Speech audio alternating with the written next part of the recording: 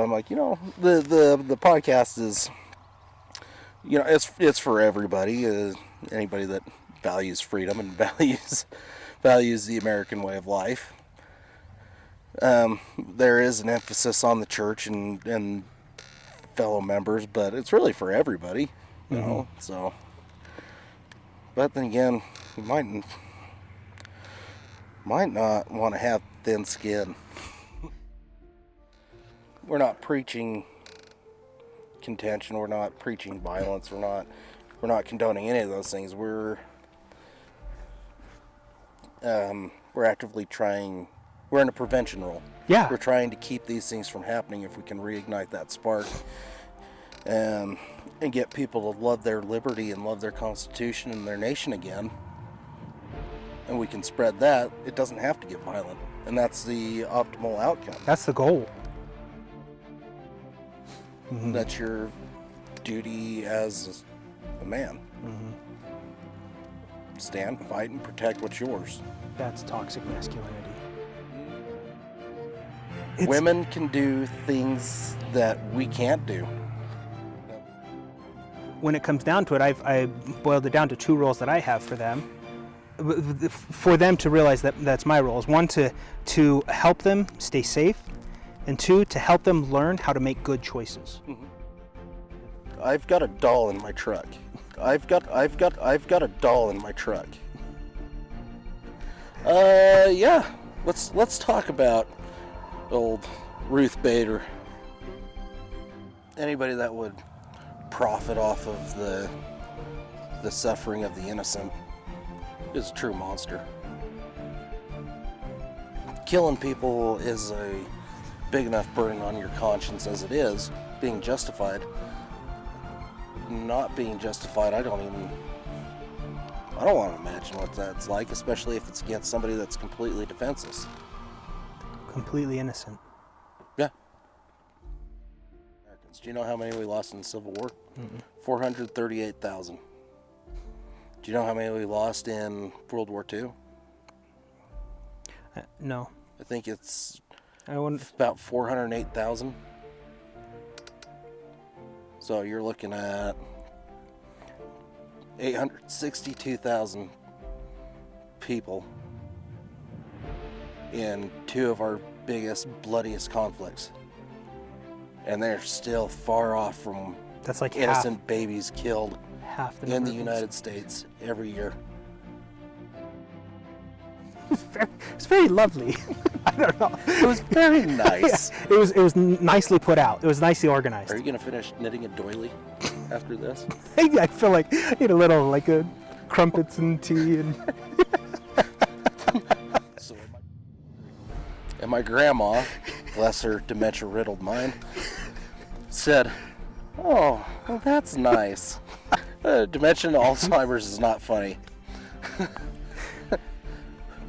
but sometimes it may afford you a good laugh." This is by Neil A. Maxwell, and he said, "You are a generation drenched in destiny. If you are faithful, you will prove to be a part of the winding up scene for this world, and as participants, not merely as spectators. Though on later occasion, you might understandably prefer to be the latter."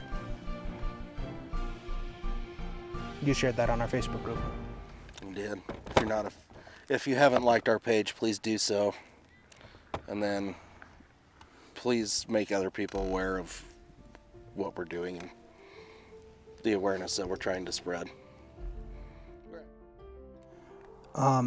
Moving on with David O. McKay, what he said, kind of in relation to this, he said, "It is part of our theology that the Constitution of the United States was divinely inspired, that our republic came into existence through wise men raised up for that very purpose.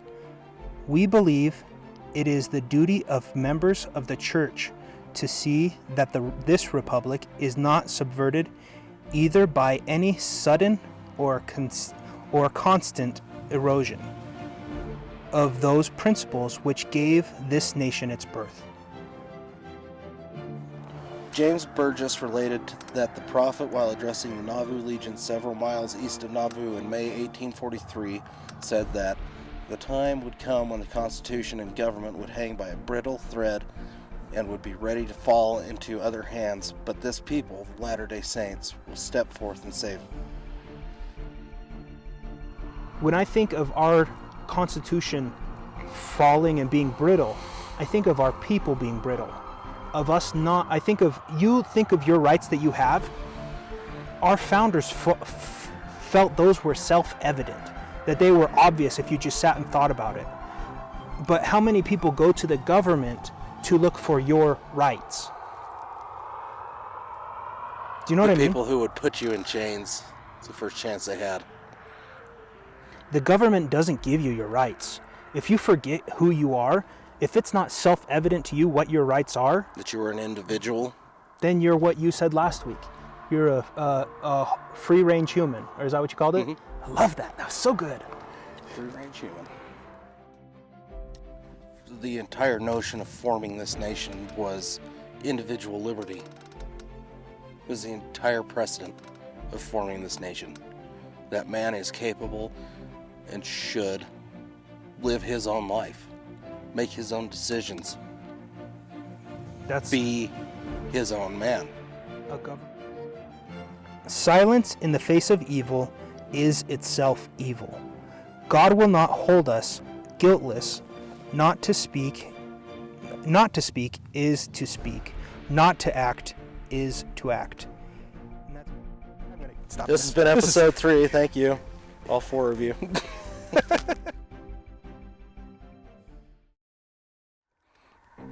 I have a powerful story about procrastination.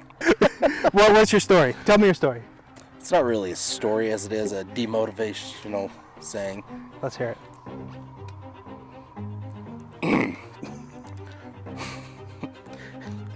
You'll more than likely have to edit this out. That means it's not getting... Everything you tell me to edit out for sure goes on. So I learned this in the Army on my first tour. Very important. Procrastination.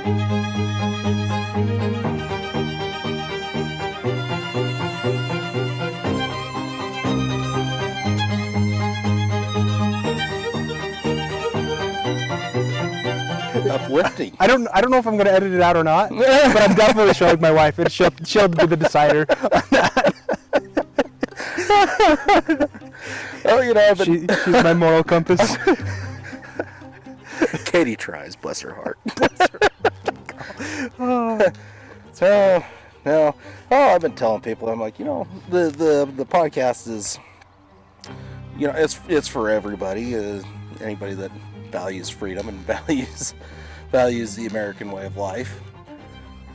There is an emphasis on the church and fellow members, but it's really for everybody, you know. So, but then again, you might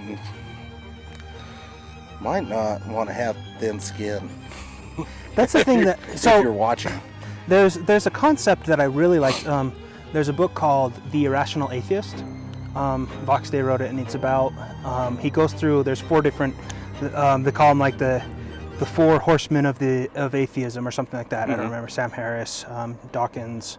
There's 2 others, I don't remember. But he goes through, he destroys a lot of their arguments, but he builds a concept called churchianism in the book. And it's where you become, I think the best way to describe it is you become a Bible lawyer.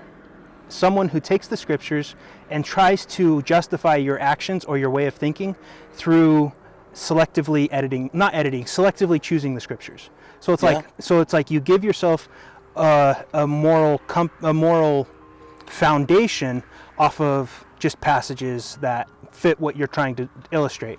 But that's how you get into a lot of the doctrine of nice, so that you get a lot into the things that are not exactly right. And it was interesting. I was telling you, we read 3rd Nephi 1 through 11 today, and it talks in there about how Irina texted it to me, but the people in the church took the scriptures as soon as Christ came again. They saw the sign of his birth, and they said, "Oh, we no longer have to follow the law of Moses." And they used the scriptures to try and deteriorate the actions of the people, And the prophets were like, no, you just don't understand them. And you see that in a lot in every church, but you see that people gain that feeling of superiority that's not from Christ. Yeah. That's the vain ambitions and the vain what's the word, pride of man. Yeah. And that's where, like, when you say they need to have thick skin to, it's like, we're fallen people, and we need to be okay when people sin differently than we do. Yeah. Because ultimately we don't want to have to be the ones that are judging it. Like, I don't. What if you sin way less than everybody else? Like Christ? Christ didn't sin at all. Like, that was, he did great. Like, follow that example. That's all I'm gonna say. No. It's one of the things I always thought it really weird.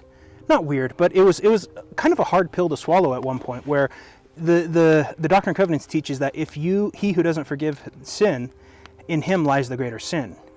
And taking that to the extreme, it's like, okay, if some man molests my child or does something completely horrible like that, and I don't forgive him, am I sinning worse than he is? Like, I don't know the answers. These are hard questions, but I thought about what you do when you don't forgive.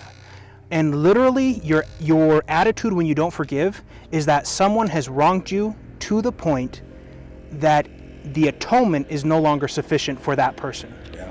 And you're discrediting the atonement, and that is why it's so evil to not forgive. Yeah. And that doesn't mean you embrace and you have tolerance and you open with arms. No, that's not forgiveness. But holding that, and it was interesting. Again, sorry, I'm going off so much, but it was interesting in 3 Nephi 11, where Christ comes in and 8 and 7 and 6 and stuff. They're fighting the Gadianton robbers, and they're really, I could be wrong on exactly which verses or which chapters, but they had done a lot of fighting with the Gadianton robbers, and they when they captured them, they executed them. They had no compassion for them because they were evil. Mm-hmm. And then when Christ comes, he talks about, if you have the spirit of contention, you're not of me. And I really thought about what we're doing here, like, because our desire is to stir up the hearts of men to remembrance of liberty. Mm-hmm. And it's if we're trying to say, like, oh, get mad and rah and you need to fight, that's if we're trying to promote a spirit of contention, that's not in line with what Christ does. But yet there is a point where you have to stand and have liberty. You have to fight for what's right. Absolutely. But I mean, we're not preaching contention. We're not preaching violence. We're not condoning any of those things. We're actively trying. We're in a prevention role. Yeah. We're trying to keep these things from happening if we can reignite that spark, and get people to love their liberty and love their Constitution and their nation again. And we can spread that. It doesn't have to get violent, and that's the optimal outcome. That's the goal. That's what we're hoping and fighting for. Like I said on the first podcast, I've been there and I've done that. I don't want to do it again. I especially don't want to do it here. But what you also said in the first podcast that always comes back to me is that if it needs to be done, you don't want to push that on your kids. Let me do it. Yeah. Yeah. That I think was very beautifully said. And I appreciate that attitude, because it's something that I think when men hear the options, that's where you're like, no, I'll stand. I'll fight. Well, if push comes to shove, you should always stand and fight. Mm-hmm. That's your duty as a man. Mm-hmm. Stand, fight, and protect what's yours. That's toxic masculinity. No, that's not toxic masculinity. That's just masculinity. I love it. Men and women are built differently on so many different levels. And it's for a reason. Women can do things that we can't do. That we shouldn't be able to do. But they are far better creatures than we are. I think that there's a reason, and even when I was like young, even in high school and stuff, you take the difference of like the very extreme of like a people that have fallen low. I mean, like the crack addict who's in that feral state, not someone who's trying, but someone who is feral. And you look at like a woman who is in that state and a man that's in that state. You have compassion on both of them, but it's almost like they're the fairer sex for a reason. Women are naturally better than men, and when they fall, it becomes even worse, in a sense. And I don't know, and that's probably just from my perspective, but I feel the same way. you know what I mean? Yeah. Well, there's a reason that women are mothers and men aren't. I mean, if we're gonna break it down into basic roles, what's a mother's role? To teach. Nurture, to teach. Nietzsche. To teach and nurture and raise children. What's the father's job? To protect. To protect and provide. It's because we're dumb. I talk to my kids, and when it comes down to it, I boiled it down to two roles that I have for them to realize that that's my roles. One, to help them stay safe, and two, to help them learn how to make good choices.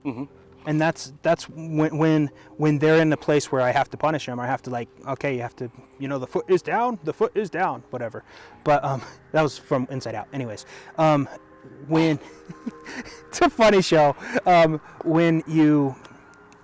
When it comes down to it, when you have to, as a father, when you have to be the disciplinary, you don't want it to be out of anger or out of like your own frustration. You want it to come from a purpose for them. And it's like, right now you're not making good choices, and you need to have the consequences because of those bad choices. You need to understand that there's a consequence to your bad behavior. Well, I mean, I'm not excusing fathers or our role. Our job is also to teach our children. Yeah.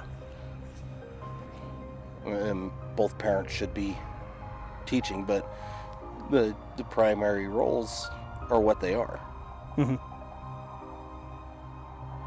And that's like, I don't know, there's something beautiful that society says is like misogynistic, or is like is wrong or whatever, is when you see I don't know, I thought you were laughing, but I think you're shivering. No, my twitch. When you see a woman who is taking care of her children and who is just nurturing them, that is such a beautiful thing, and it's something so important that has ramifications across generations, that needs to be protected, and it needs to be preserved, and it's something that needs to be cherished. And that's why it's like when you have these arguments and these battles that say, oh, there's no difference between men and women, that's the more that Satan can push that propaganda upon this society, the easier it will be for us to forget who we actually are. Well said. Well, women are special. They just are. It's the truth. Like you said, they're the fairer sex for a reason. They're pretty. They smell nice. They keep their hair. Me taking my hat if off. you lost your hair, I'm sorry. I know someone who. Yeah, I don't know. There's someone. No matter what you do, somebody's you? going to get offended. I've got a doll in my truck. I can go get it, and you can show me where I hurt your feelings. This sounds like something you actually have in your truck, and you say this to people. Well. Love it. Well, like we've discussed before, I'm not a very nice person.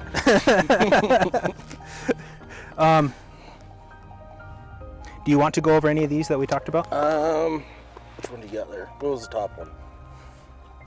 Let's do The death of RGB. Oh yeah, Ruth Bader, Ruth RGB, R, not RPG, RPG, ML, I don't know, MLB. MLB, yeah, whatever acronym can come up. Yeah. Let's talk about old Ruth Bader. It was interesting. My wife, it actually shocked me. Aside from our Facebook page, I don't go on Facebook very much. Mm-hmm. Like that's the thing that's been getting me to go onto Facebook. And my wife was telling me that a lot of our friends were saying that Ruth Bader Ginsburg, is that how you say her name? Whatever, that lady. That they were... Ruth Bader, that's why I said Ruth Bader. Okay. It sounds more menacing. Anyways, a lot of people were saying that she was a heroine, which... When I said that, Like it made me think of the drug. But she was not a good person. And if you mourn her death, you simply don't know who she was. That's all there is to it. She probably was one of the people who did most to advance abortion in our lifetimes. She was an evil person, a tyrant who used the Supreme Court position, her role in the Supreme Court to accomplish evil designs. Yeah, to further her own agenda. Mm-hmm.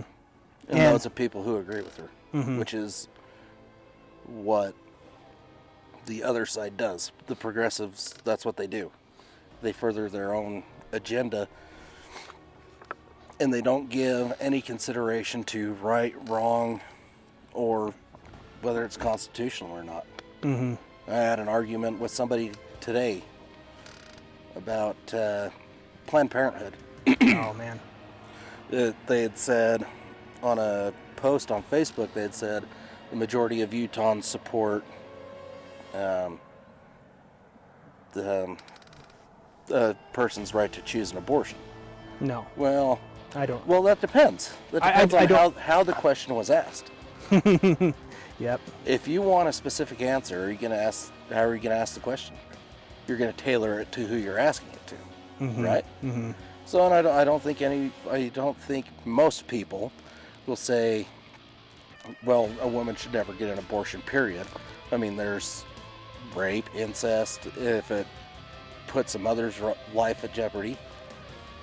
You know, those are the three big ones that most people are like, yeah, that's fine. But to say it's okay for you to have an abortion because you don't want to deal with the consequences of your actions, you can say it's your body, your choice, all you want, but what it comes down to is that somebody else's body. It's just inside of you. The same argument that's made for supporting abortion, and it all comes down to a fetus is not a person. That argument right there. That same argument, regardless of how you package it.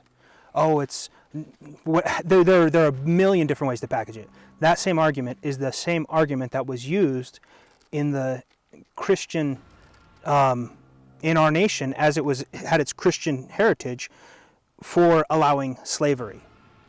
That's not a person. That's we're taking care of the slaves, but you take a strong Christian value that values Christianity is is the religion that brought into the world the importance of the individual, the value of the individual. Mm-hmm. And for a Christian philosophy to accept slavery as an acceptable practice, they have to change the definition of what that individual is. Yeah. And that's what abortion has done. That's why they say fetus. That's why they say fetus, exactly, or zeitgeist. I forget the name, the Zeitgeist? terminology. Zeitgeist is different, but there's a term before it becomes a fetus. Well, all I know is that if you find a single cell bacteria living on Mars, that would be considered life. Argue that. That is a great argument. Argue that. That's a great argument. And I know we're going off topic and kind of going out to left field on this, but the same people that advocate for abortion, they also say, well, we need to pass meaningful gun legislation to save the lives of the children. You want to lecture me about how I should give up my rights to save the lives of children right after you are getting an abortion just down the street or advocated for an abortion. So what is it? You value the lives of children or human life in general or you don't. You can't fit on both sides, or you can't straddle that fence, so to speak. There's a guy, James O'Keefe, who runs a thing called Project Veritas. I'm guessing you know what that is. But he basically gets people undercover, and he goes into different places. He gets employees, and he gets them to admit what they're doing on film. And he got the president of, I don't know if it was the president of a specific state, but he got someone high up in the Planned Parenthood organization to admit that they take the fetal organs of the aborted babies and they sell them for a profit. And then just a few months ago, another someone who was testifying in front of Congress, she under oath, she had to admit the same thing. And it's one of those things where the reason that Romney, the traitor Romney, and is it the alleged traitor? Do I have to say it legally? Am I going to get the people coming after me? Oh, which one? I don't know. Who are you saying next? No, Romney is the only one I was going after. But we can refer to him as Benedict Romney. Benedict Romney. I referred to Orrin Hatch as Benedict Hatch. Right. The supposed Republicans who have stated that they're not going to to ratify the SCOTUS decision. Mm-hmm. They're not going to support a choice for the next Supreme Judge, is because they don't want to disrupt the abortion clinics, because there's so much money in abortion. And if you don't realize several reasons. You got guys like Romney. They're not, well, he's a Republican. That doesn't mean much. No, it really doesn't. That shouldn't mean much if you're paying attention. That's my running theme. Mm-hmm. But Mitt Romney's not. I had this conversation with my wife yesterday. Mitt Romney's not concerned with what's right or wrong. I really don't think that he believes in our religion. He uses it. He doesn't believe in our constitutional values. He believes in his own power. And everything else everything else is damned to him. With specifically on the abortion topic, though, it's disgusting if you start looking at where the aborted fetus cells are used. They're used in perfecting sweeteners. They're used in vaccines. There's so many different stuff, allegedly. I don't know. I haven't looked into all of these. Well, but they do use them in vaccines. Yeah, and there's use them in so many different places that are not necessarily what you would expect. Yeah. And I think that there's a lot of business decisions made based off of what you can get. Yeah. And that's where you look into a lot of the philosophies of Satan are taking the innocent and using it for your own gain. Mm-hmm. That's what that is in a large scale. Yeah. Anybody that would profit off of the suffering of the innocent is a true monster. Yeah. You can justify it however you want, but if you stand to profit off of the suffering of innocents, especially when it comes to children, and that's the thing that really disturbs me and really disgusts me, is you're preying specifically on somebody who is unable to defend themselves at all. You're not a hero. You're not furthering our society. You're a monster. You're a murderer. That's why you call masculinity toxic, because it roots you out. Yeah. Because masculinity protects the innocent. That's what you do. Yeah. Well, toxic masculinity, for most people, that it's not a real thing. There is such a thing. Hitler, Stalin, Mao, Obama. Obama. Well, dude, the guy had drone strikes performed on American citizens. I mean, they deserve the right to a trial, but they were traitors. And he was the gun-running president. Trying to take ours away. Well, you give them to the enemy, and then we're going on a tangent. Tangent. Man, there's so much that. Here's the thing, that the more you look into topics that are in the current day, the more crazy you see. Branch so far. It's like a tree. It really is. It really is, and it's been going on for years and years and years. And that's one of the things that I think the big media didn't know for a long time, how to handle people being able to access information on their own. Yeah. And that's because they controlled the flow. They exactly controlled what you knew and what they deemed that you needed to know. Exactly. So, I mean, in all reality, the world may not be any more evil now than it has been for a long time. We're just more aware of it. Man. But I don't think that's the case. One of the things, though, I will go off on a little bit on abortion is, because this is something that my little sister was, she has Down syndrome, and obviously I come from a family where, in the church, where my parents were established and well-founded as people before my little sister was born.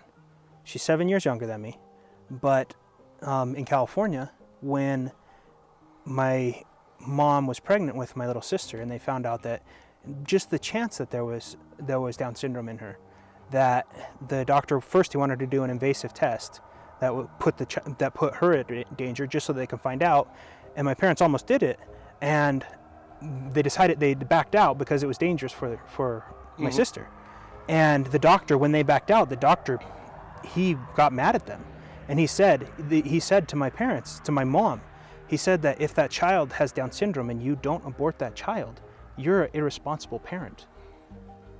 Now, my parents weren't, there was no way they weren't going to abort my little sister one way or the other, and that's why they backed out of the test, because it was dangerous. Because it's dangerous and it doesn't truly matter. Exactly. But I think of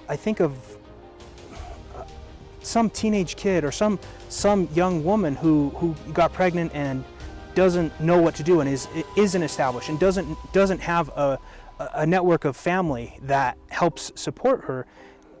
She goes to a clinic and she's going to do what the doctor says, and it's just like, that is straight up evil. That is straight up evil. If you think that you have that right to kill the unborn, I've got no respect for you. You know, that's you're evil. You're my enemy. You're my enemy. And that's I think that's one of the things that is, I mean, I view abortion as the slavery of our day, but there's plenty of slavery that goes on. I'm not blind to that in that sense, but it's one of those things that it's such a hedonistic idea, such a narcissistic idea to say, my comfort is so important that I'm going to kill this living thing. It's just like, no. Yeah. And I'm not saying that you need to go and attack people that have made bad choices, because I don't know of anybody that is a decent person that has an abortion and doesn't have thoughts where they regret it. And they might think, oh, it was a bad thing I had to do, but hearing the different, from hearing psychologists, the trauma that they have to help people through that have had to make that decision, it's like, you don't want to wish that on anybody. No. Well, killing people is a big enough burden on your conscience as it is, justified, being justified. Not being justified, I don't want to imagine what that's like, especially if it's against somebody that's completely defenseless. Completely innocent. Yeah. You're no different than the SS rounding up the Jews in Poland in the murder pits. Are you? It's the same thing in my book. See, what were the statistics that I looked at yesterday? I want to say it was 1.3, almost 1.4 million abortions in the United States every year. Do you know how many people we lost in the Civil War? And these are all both sides are counted as American fatalities because they're both Americans. Do you know how many we lost in the Civil War? 438,000. Do you know how many we lost in World War II? No. I think it's I wouldn't. about 408,000. So you're looking at 862,000 people in two of our biggest, bloodiest conflicts. And they're still far off from That's like innocent babies killed half the in number the of United States every year. And what happens when there's laws that are supported for abortion? New York lights up in pink. You know, that's people are praising and happy about it, and it's so we as a society. There's an interesting line, and my personal feeling is like a lot of problems. Politics is downstream of culture. That's my opinion, and we try and think, oh, you want to not make this you want to make this illegal, this bad behavior illegal, but when it's said and done, we need, as a people, we need to not be okay with bad behavior, whether it's legal or not. It shouldn't be socially acceptable. Legality is not the best way to determine whether something is moral. You can't legislate morality. No, You can't. you can't judge right or wrong off of what's legal. I'm going to use the Nazis as an example again. The family that hid Anne Frank was breaking the law. The people that turned her in and the SS guards that eventually ended up killing them, they were following the law. You can't use law to justify morality. And I had, this is going to lead me to a small, short side topic. People say in the church, well, we need to follow the law, we need to obey the law. And I've had this conversation a few times in the last couple of weeks. That's because you weren't wearing masks. Because I wasn't wearing a mask. You are and a I don't hateful believe... person that wants to get the whole world sick. And you just want to smile at people. That's all you care about is smiling at people. I don't smile at people. I don't smile at people. No, it was about the mask. It's saying, well, moving on. We've been taught to obey the law, and we preach obeying the law. I said, if it's a just and moral law.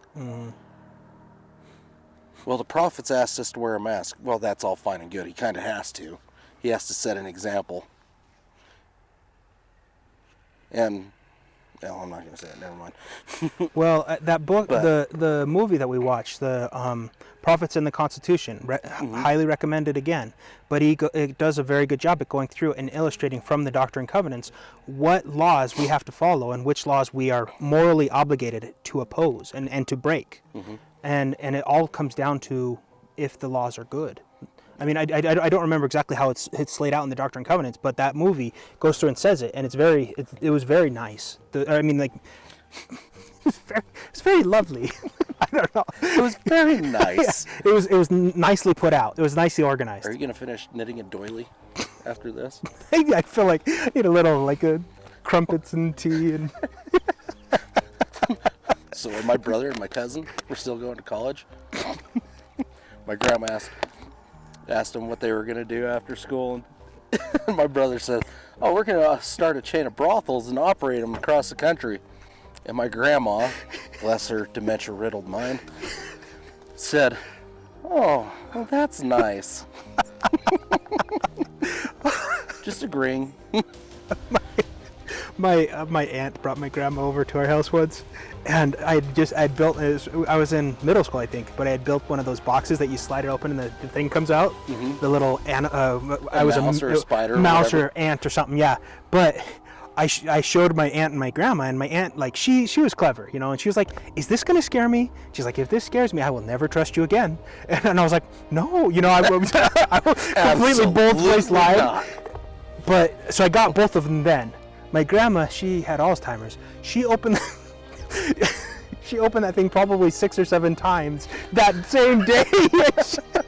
And It was like the gift that keeps on giving. It was terrible. Makes me a bad person, I think. So That's okay. my aunt just sat there and was like, you naughty little boy. Dementia and Alzheimer's is not funny. But sometimes it may afford you a good laugh. That's the thing, is like, well, when my grandma had dementia. I was my dad for like the last 4 years of her life. And I'd go in and she'd be like, well, hello, Jeff. Grandma, hi, Grandma. I just gave up. I was like, yeah, there's no point. the thing is though, like when you're not comfortable with someone who's been through, like with Down syndrome, you know, we went and we watched the movie, The Ringer, where he pretends to be he pretends to be retarded to get into the Special Olympics.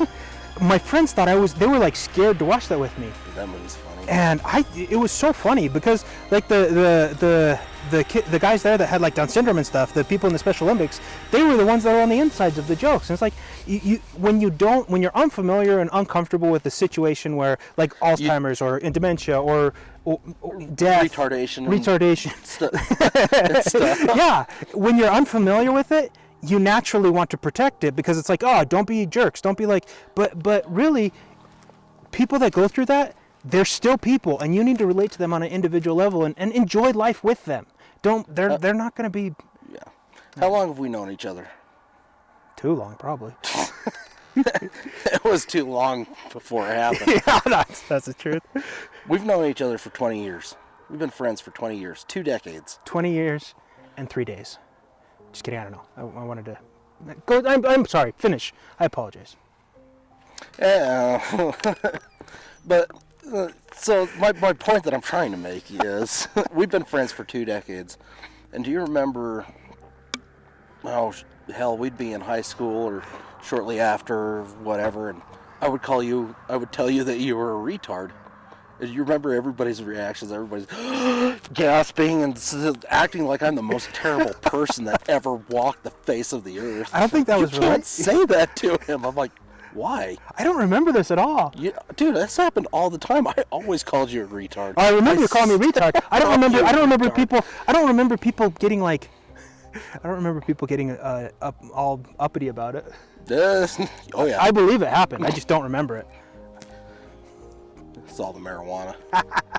I remember there was my dad and brother were fighting, and this is when we were working, and one of the guys that he's not a member of the family, but he was watching them fight, and he knew we had a little sister that had Down syndrome and stuff, and he was always careful not to say the word retard. My dad and brother were fighting, and my brother's like, he's like, Dad, that is retarded. That is plain out stupid. And this guy, he was like, I was blown away. I was like, oh, okay, you know. It's just like, Well, it's funny. I have a special needs kid, and when I first started where I work now, they knew, and they said, well, you're going to go out in the shop and they're going to call each other retards. Are you okay with that? I'm like, If they're retarded. like, if they're retarded, then they're retarded. They're like, this is an all-encompassing term, but at the same time, you know, I call people retarded, and then there's other people like, you can't say that. I'm sorry, but I'm pretty sure this is the United States of America, and I can say what I please to who I please. You know, the funny thing is, like, the term retard, it actually means, like, to slow the progress of, right? Yes. And To if slow, yeah. you have a fire retardant, you have it's used all over. You have a retarded podcast. If you exactly what you're doing, we're doing this. Anyways, but if you look at the word idiot, do you know where the term idiot comes from, right? Computer error, ID10T. I love that you know that. No, but I don't. What are the origins of the word idiot? No. This is one of those things that I should have looked up. But there's like there's several different words, and idiot refers to someone who has an IQ of like 0 to like 15 or something like that. It's Joe Biden. but there's still states that have on the books where a citizen cannot vote if they're an idiot, like if their IQ is that low. and stuff like that. It's like it's vastly more. It was one of the things that they started the eugenics program around, and it was in the eugenics program there are these different terms and different classifications for people's level of stupidness. And idiot was like one of the worst, but we call each other idiots all the time. It's far more offensive than the word retarded. I love to call people idiots. Makes me so happy. Oh, well, would you look at that? There's my wife. Oh. She found us. You in trouble? Quick, Fred, pack it up. You never saw me. Quick, hide. No. No. Holy shit. USPS workers in one city are threatening to stop delivering mail after several employees are shot on the job. Holy smokes. It's black, I can't. Sorry, I was looking at my text to you. I was basking in my own glory. Do you want to go over, how long? Well, you did get off on a tangent. The Supreme Court the president has a right to put forward a name as a nomination for the Supreme Court, and that's in the Constitution. The Republicans did this exact same thing in 2016 when they had Scalia killed. They postponed it until they had Trump in office. Everybody should remember that. Mm-hmm. So it's hypocritical, but at the same time, the Supreme Court can and will justify or rule on the constitutionality of just about anything. And so I think it's important that while you have somebody who's at least somewhat conservative, to put somebody on the court to deal with that. Bye.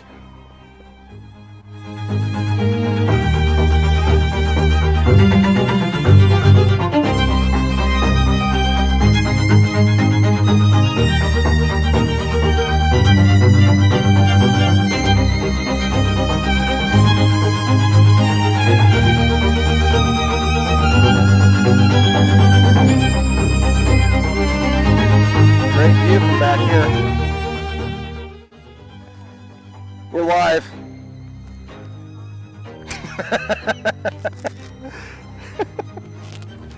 Try not to fishtail around the corner and spray us with gravel. Lovely woman. Okay. I fooled her. Yeah. Oh, that's funny. Of course it's funny. Okay, moving on. I wanted to read this one before we go as well. This is by Neil A. Maxwell, and he said, "You are a generation drenched in destiny. If you are faithful, you will prove to be a part of the winding up scene for this world, and as participants, not merely as spectators. Though on later occasion, you might understandably prefer to be the latter." You shared that on our Facebook group. I did. If you haven't liked our page, please do so. And then please make other people aware of what we're doing and the awareness that we're trying to spread. We were actually talking about being popular earlier. Neither one of us really care about that. No. I would really rather prefer to live in the shadows and stay anonymous. But what we have to share is important. Not just for us, but for our posterity. So please share it and pass it along. The thing that gets me to do this is the fact that if there are so many people who have the same, not the same, but similar opinions and similar ideas with what we have, but they either aren't staying up to date with what's going on, or they're in a place where they don't see people say it out loud, the things that we're speaking about. And so Or due they to, don't know that they agree. or they don't know that they agree. That's typically if they're not staying up to date, they simply just don't know. And to hear someone say it, to actually be, to say it, empowers those around you. So we don't care about our own popularity, but we care about the ideas being shared and being the sense of freedom needs to be kindled in our people, and we feel that urgently, and we know that just because of the way that we see the adversary trying to break down the family, the adversary trying to break down individual responsibility and individual liberty. It's a fool who thinks that you can do nothing and expect good results. Yeah. Yeah. But off of that side track, dude, we should get a railroad switch. Anyway, so we were talking about Neil A. Maxwell and being participants in the winding up in the final days. The way that he said that was actually really very not ominous isn't the right word, but Sombering. yeah, I think so. I think that's a good one. Basically, he says that the faithful will prove to be part of it. Is that you'll be part of the winding up process. And it's like, winding up for what? It's like, We don't know. yeah, exactly. Well, we do, but the details we don't know. We know it's going to be ugly and it's going to be hard. That And kind of, like you said, these next two are that go along right well with it. You shared as well.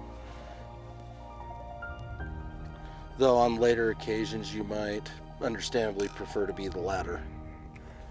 Referring to us not wanting to actually have to be part of these No, because times. it's going to be awful. It's going to be traumatic, and you are going to have to deal with it for the rest of your life. Being the people that that are the pillars is not without consequence. Yeah. You see all the people who come home from Iraq, Afghanistan, Vietnam, World War II, just the post-traumatic stress, the nightmares, I don't know, all the side effects, so to speak, of protecting our society, being those pillars. Well, we're going to be the same thing, but for the second coming, and it's only going to get worse. Doing the right thing is not without its consequences.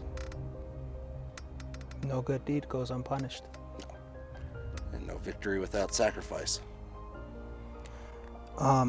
Moving on with David O. McKay, what he said, kind of in relation to this, he said, "It is part of our theology that the Constitution of the United States was divinely inspired, that our republic came into existence through wise men raised up for that very purpose.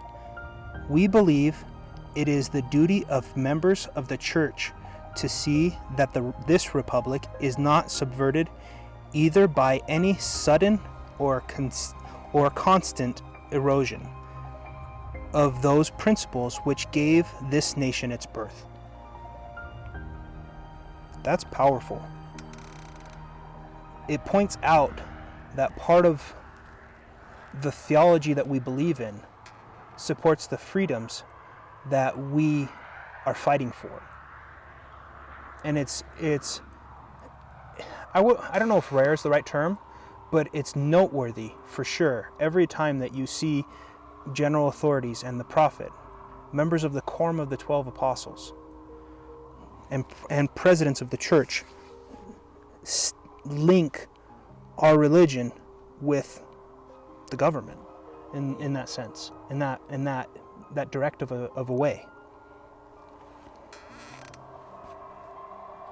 Can I read the next one? Yeah, You want to read it? sure. Good. I learned how to read, I think. James Burgess related that the prophet, while addressing the Nauvoo Legion several miles east of Nauvoo in May 1843, said that the time would come when the Constitution and government would hang by a brittle thread and would be ready to fall into other hands, but this people, the Latter-day Saints, will step forth and save it.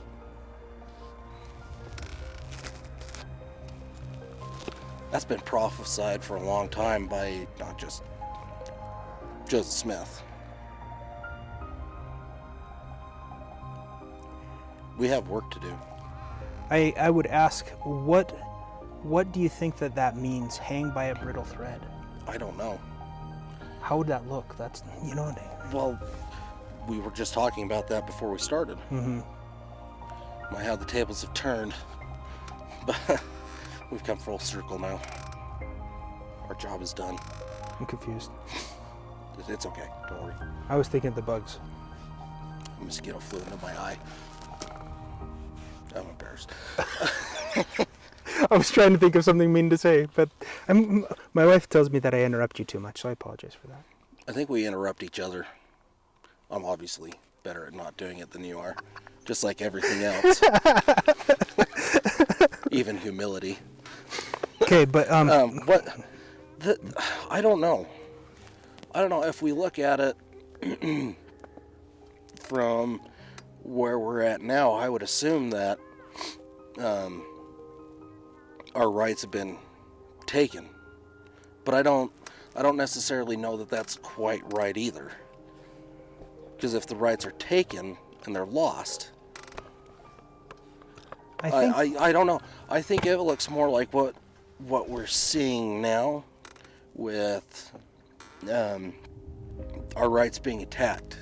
The right to speak your mind, the right to the right to testify against yourself, or to not testify against yourself. The Fifth Amendment, the Fourth Amendment is under attack because they listen to everything you say on your phone. They can spy on you through the cameras on your phone. Well, and also, speaking of cameras, I want you, the next time you're in any city, any town, just look around. Tell me how many cameras you see. How free are we really? When every single step you make is watched. But thinking on a technological sense, there are, from what I've heard, a buddy of mine who I work with, who's done some stuff. There's two things I wanted to say. One, a guy that I graduated with. I do computer science stuff, work on computers, Code Monkey. But he went on to get his master's, and his emphasis was security. One of the things he was investigating, and he didn't learn this, but he was investigating more into it because it was already known. But the accelerometers in your phone, the things that tell you what direction your phone's pointing, so you can play a game that like a ball rolls and it's called an accelerometer. They're so precise that just from that piece of hardware, it can decipher what people are saying within several feet radius. So you can have your phone where you give access to a game where you would expect to have the accelerometer, but it can, through that hardware, it can listen to what you're saying. Yeah, all these devices now are made to spy on you. Yeah. Big Brother has his hands in everything. But it sounds paranoid. It sounds like something out of a freaking movie when you say it. Say it like that, but that's exactly what it is. Mm-hmm. Why do you think the government dumps so much money into technological advancement? They're not going to do it for the betterment of humankind. It's for maintaining that power. Exactly. But getting back to what it looks like when our Constitution hangs at a brittle string, the thing that came to my mind was in the book. So the book, The Magician's Nephew. If you've read The Lion, the Witch, and the Wardrobe by C.S. Lewis, it's the book with the lions. The kids go in the wardrobe. They go to. Oh, I know what it is. Okay. I just can't believe you're referencing it. Okay, listen to this though. So in the book, The Magician's Nephew. Shut up. In the book, The Magician's Nephew, Aslan, the lion, who is symbolic representation of Christ, he comes. He creates he creates Narnia. He raises the animals from the earth, and he breathes into them life, and he gives them their minds. Later on, and throughout the different books, you find that some of the animals stop being able to talk. They stop being able to have their own minds. And the reason they stop being able to talk is because they forget who they are. When I think of our Constitution falling and being brittle, I think of our people being brittle. You think of your rights that you have. Our founders felt those were self-evident, that they were obvious if you just sat and thought about it. But how many people go to the government to look for your rights? Do you know what I mean? People who would put you in chains. It's the first chance they had. The government doesn't give you your rights. If you forget who you are, if it's not self-evident to you what your rights are, That you were an individual. then you're what you said last week. You're a free-range human, or is that what you called it? I love that. That was so good. Free-range human. But that's the thing, is like, we are Americans. We're not here to be told what we can do. We simply are. If you don't understand that, you're not American. No. You were born free. You were meant to be free. Act like it. Be it. It's very really powerful to me when you look at like the New Testament. The very I think it's Luke, where it talks about in the beginning there was a wind and the wind was good, and it's very poetic. It talks about the wind being of God and God was in, or there was the voice. I forget. Anyways, let me reference something that I forget. But I remember a speaker. Paraphrasing here. I remember a speaker paraphrasing. Thank you. But I remember a speaker going. He elaborated it, and he pointed out how God simply is. It's like we don't the elements. We think of the elements as obeying Him, but if He says it, it is. And it's like it's not so much that the elements are following Him. It's He says it, and because He says it, it is. Yeah. It's a subtle little switch, but when you bring it into comparison with in the Book of Mormon, where it talks about if God transgressed or if God sinned, He would cease to be God.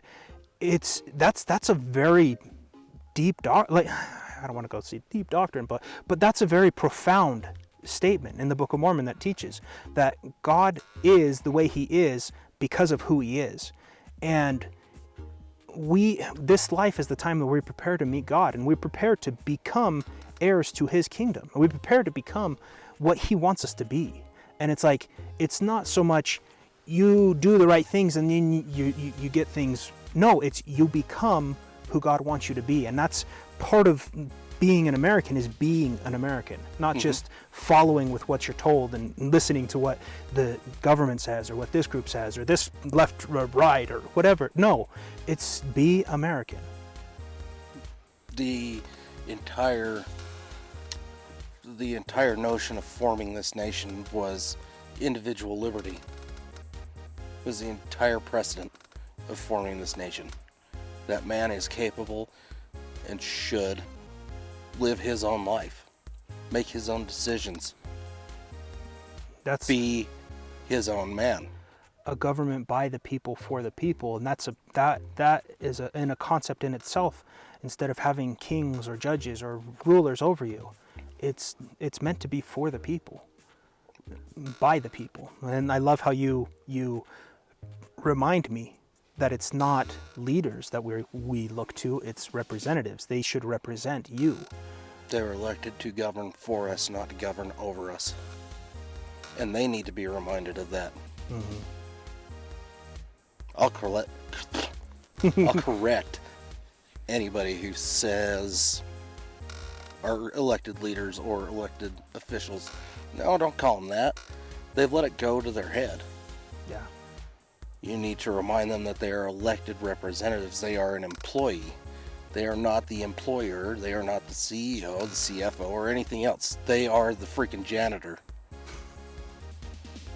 Love it. And I'm not saying that janitors are lowly. I'm just putting them in a comparative. Stay in your lane. Yes. No, they're nothing special. They're nothing fancy. They're just men.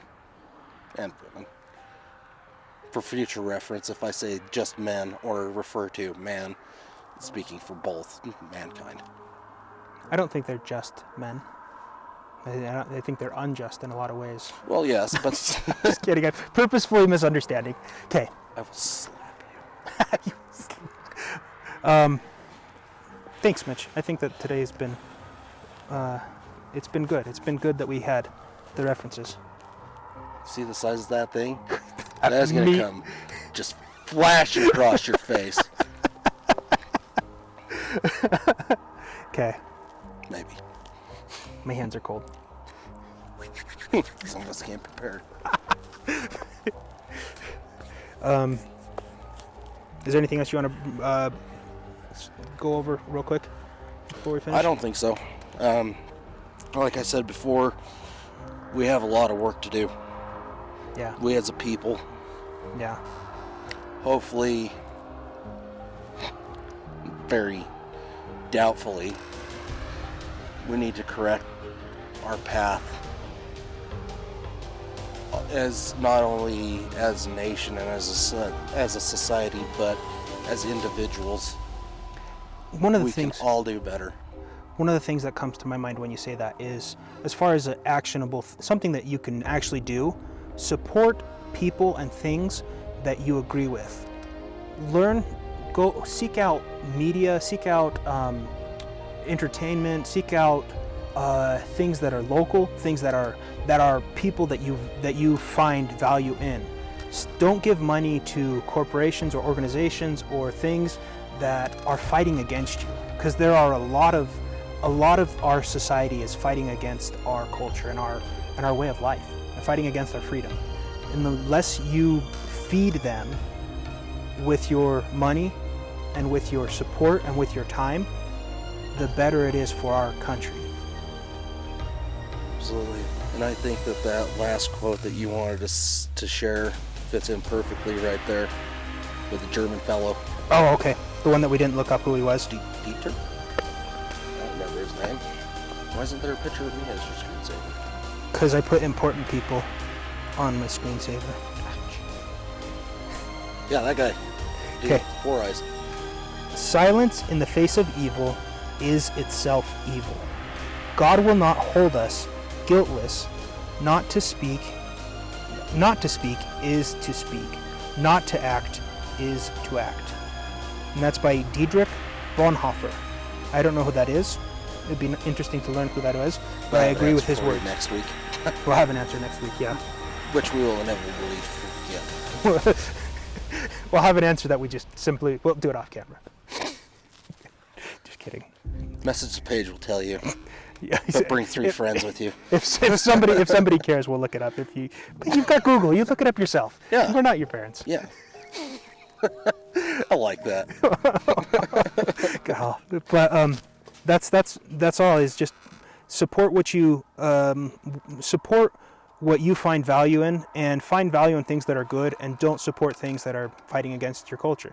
Obviously, look at all of the corporations that are fighting for, that have joined into causes. I mean, anybody who's a sports fan, anybody who works in business, anybody who does anything, you can't go 2 feet without stepping into something that's supporting some cause, which is against you. Yeah. I liked it a lot better when the people that I gave my money to just kept their mouths shut. Yeah. But That's probably the second reason why I think this is important for us doing this, is it gives people a way to hopefully find entertainment. I mean, we're not that funny. I'm pretty damn funny. Yeah, but only when they can see you. They can, I have a light. But I don't even know what I was saying. I have a light and I have a This little light of beautiful mine. beard. And eyes. We have beautiful eyes. You've got beady little eyes. I have beady little eyes. Beady behind that big beard. Oh man. Okay, I'm gonna stop. This has been episode 3. Thank you, all 4 of you.